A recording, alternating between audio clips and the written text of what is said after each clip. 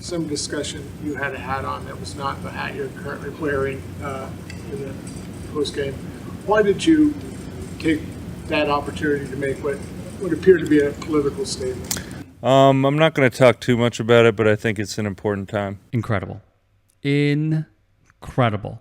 Star defensive end for the San Francisco 49ers, Nick Bosa, who fangirls over a proud white supremacist that throws his version of Nazi rallies at Madison Square Garden. Nick Bosa here with Donald Trump. A man who quite literally plays with Trump dolls. And it was the second draft choice. And he gets out, Bosa. And he's a MAGA fan. He loves Trump. He loves MAGA. Has received praise from the extremist himself. I don't like the fact that she has to make everything such a big political statement. So you are not in Bay Nation, but you are a fan of Donald Trump, Yes. right? And says he hates political statements. Yet after the Niners beat the Dallas Cowboys on Sunday Night Football, he did the exact thing he hates. He made a political statement. So, while Brock Purdy, George Kittle, and Isaac Arendo talk postgame to NBC's Melissa Stark, Bosa made his way over wearing a white and gold MAGA hat. All right. I mean, it's almost too easy at this point, right? He makes it too easy for us. Let's also remember that racism and Nick Bosa are two peas in a pod. After all, his girlfriend, Jenna Berman, dropped the N-word a lot. And I mean like an unhealthy amount on her social media. I mean like really unhealthy. Like over and over and over and over again. Okay. And when she's not dropping racial slurs, she's dropping anti-gay slurs on the timeline. And it just kept going and going and going and going because that is who she is. And that is who Nick Bosa likes to be in bed with, metaphorically and physically. Who knew, though, that her dream would come true? Because she did tweet into the abyss, rather making a tweet her reality that she wanted to marry and be with a football player. Well, congratulations. And, you know, her social media activity is pretty reminiscent, isn't it?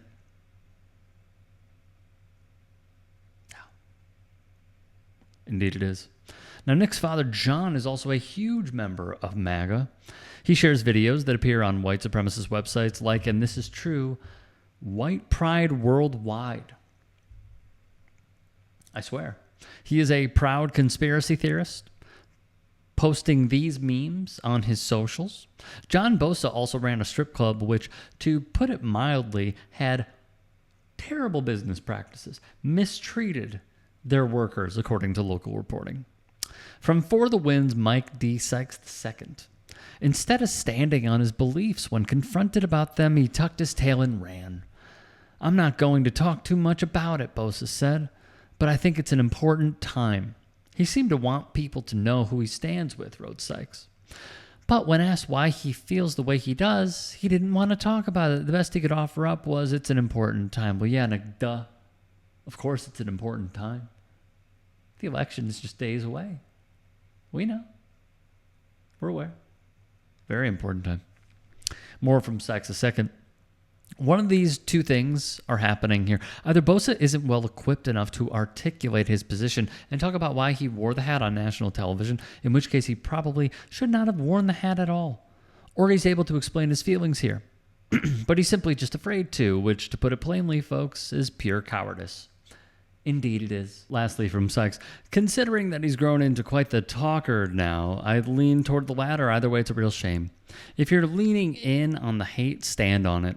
After all, that is the statement he wanted to make by barging in, on his teammates' interview. As Ashley Nicole Moss of CBS Sports put it, all brazen when you pop up in your teammates' post-game interview, but duck the smoke when it comes time to stand on business by yourself. Embarrassing. It is embarrassing. Now let's go over why I despise this. Number one, what happened to keep politics out of sports? from the Trump team. What happened to Nick Bosa saying he's not a fan of celebrities, anyone who has a large platform making political statements? What happened to shut up and dribble? What happened to it? I thought we're supposed to keep politics out of sports. Suddenly, because it's Nick Bosa, who is a supporter of what you deem worthy of the presidency, they're all for it. You know what I actually saw? I actually saw Fox News applaud him. I saw Fox News put in a headline that he's receiving backlash. But they don't really go over the reason for the backlash, which is that y'all manufactured it. Y'all did. Murdoch Co. You guys did. Trump did. So which one is it? Because I'm just a little confused here. You know, I hear Trump and I hear all these guys say, we need to take politics out of sports. And sports is no place for politics. And now they're applauding Nick Bosa. I mean, talk about a lack of consistency, honestly. And on top of this, I do remember when over the pandemic, LeBron and KD had that, session with Kerry Champion. It was a Uber deal with Uninterrupted, which is LeBron's company. And they were going over why they don't like Donald Trump, right? And Laura Ingraham told them to shut up and dribble. And then about a month later, Drew Brees said, I will never respect anyone who kneels or sits during the anthem. And Laura Ingraham said, well, he's a football player. He deserves to be heard. My brain is still in recovery mode. What are you talking about, man? Pick a lane. Pick a side. It's incredible. And then Nick Bosa, after putting himself, in the spotlight to grab a hat, which, by the way, he had somehow, it appears, either on the bench or in a place where he could get to it immediately and then run back out onto the field and disrupt and make himself the storyline in a post-game interview with Melissa Stark. He went and grabbed that hat. This was rehearsed. But now he doesn't want to talk about it. I'm telling y'all, we go over this over and over again. There are two Americas in this country. It is the white experience of Nick Bosa, who can get away with it. And it's the Colin Kaepernicks and the Michael Bennetts and the Eric Reeds and the Mahmoud Abdul-Raufs and the Tommy Smiths and the John Carloses, who try to do the same thing that Bosa does by, in essence, speaking their mind. And they get shunned for it. They get kicked out of the Olympics for it. They get kicked out of professional football for it. They get stripped of their livelihood for it. Two Americas indeed. If you can and are willing, please become a paid member here at TYT Sports.